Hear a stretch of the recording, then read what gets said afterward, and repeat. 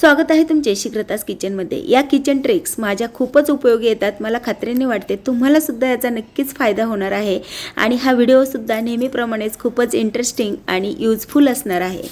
जेव्हा आपण राईस शिजवतो तेव्हा त्यामध्ये थोडासा लिंबू पिळा, म्हणजे तांदूळ आहे किंवा राईस आहे तो एकदम मोकळा होणार आहे, अजिबात चिकट किंवा लगदा होणार नाही।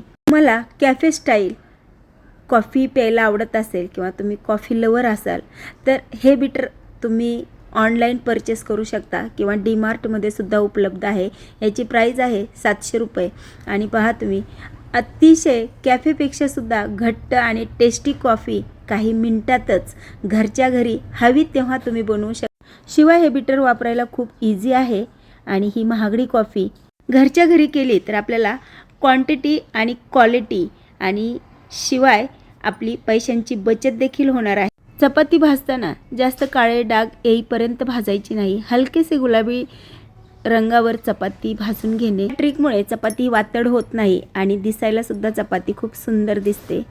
दररोज आपण तर डाळ भात हा खातोच, पण एकाच प्रकारची डाळ न खाता तुम्ही या पद्धतीने एका महिन्याभरासाठी अशा मिक्स डाळी करून ठेवा।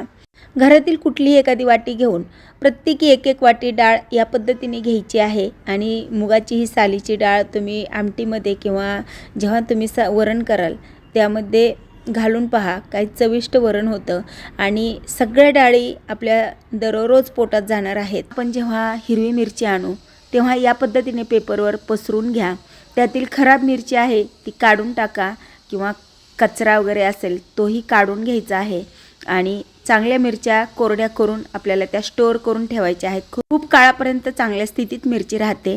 ओला नारळ जर जास्तीचा असेल, ओल्या नारळाचा आहारात आपण समावेश केलाच पाहिजे, केसांसाठी स्किनसाठी खूप फायद्याचा आहे। किंवा वाटणाच्या भाज्या, मसाले भात याला तर ओला नारळ हा लागतो। जास्तीचा नारळ असेल तर या पद्धतीने स्टोअर करून ठेवा फ्रीजरला, अगदी चांगल्या स्थितीत तो 2 महिन्यापर्यंत राहतो। आपण जेव्हा जास्तीचे ड्रायफ्रूट आणतो, ड्रायफ्रूटमध्ये अक्रोड आणि काजू हे लवकर खराब होतात, तर थोडे थोडे वर खाण्यासाठी असे जारमध्ये भरून ठेवा।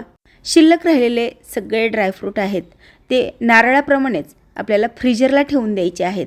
6 महिने जरी राहिले हे ड्रायफ्रूट तरी याला आळी जाळी अजिबात होत नाही। थोडे थोडे ड्रायफ्रूट काढून ठेवलेले हे एकाच रॅकमध्ये सगळे ड्रायफ्रूट ठेवा, म्हणजे हातासरशी आपल्याला ते घेऊन खाता येतात।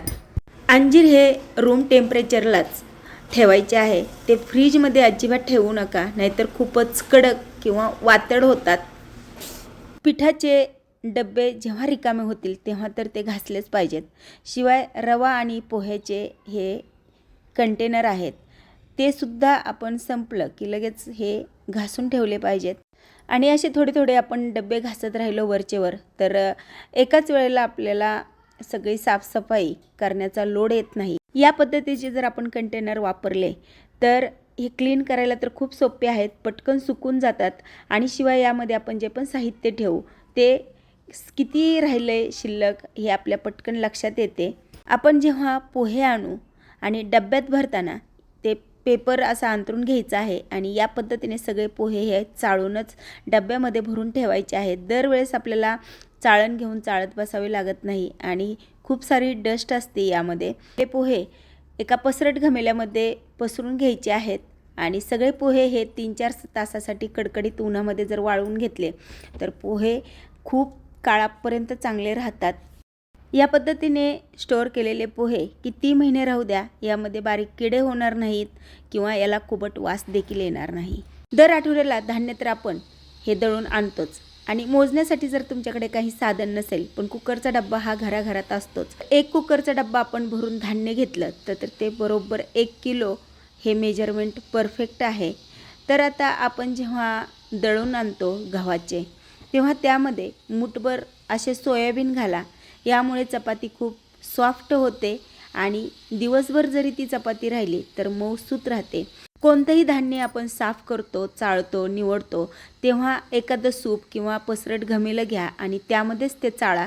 फरशीवर न चाळता या पद्धतीने केलं तर झाडाचा त्रास वाचणार आहे, कामं पटकन होतात। आता बारीक लसूण सोलायला किती वेळ जातो आणि तासनतास आपल्याला लसूण सोलत बसावं लागतं, तर तुम्ही ही ट्रिक वापरून पहा, अगदी छोट्यात छोटा गड्डासुद्धा तुम्ही पटकन सोलू शकणार आहात.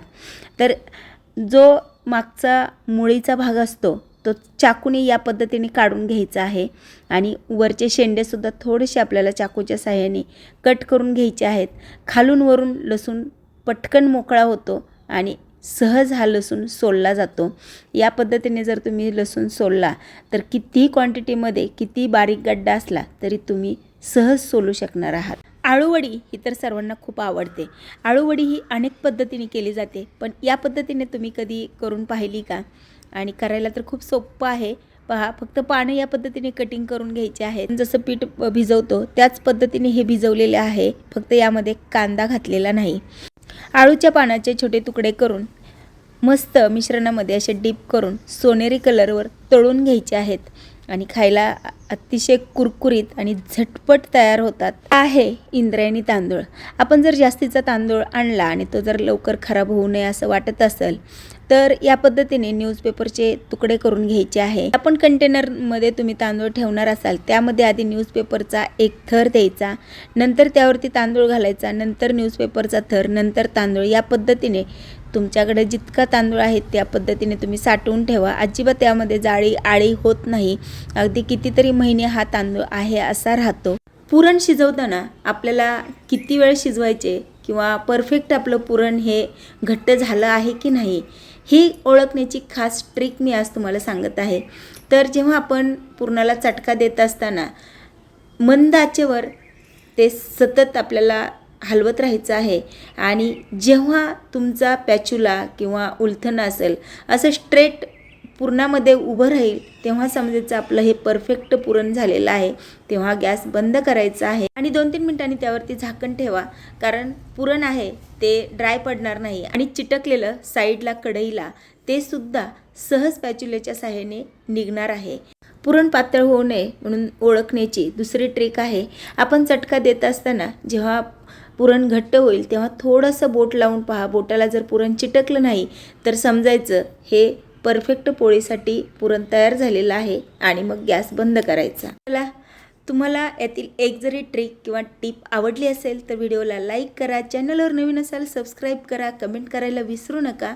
परत भेटूया अशाच मस्त आणि जबरदस्त रेसिपीसोबत. तोपर्यंत मस्त खा आणि स्वस्त रहा.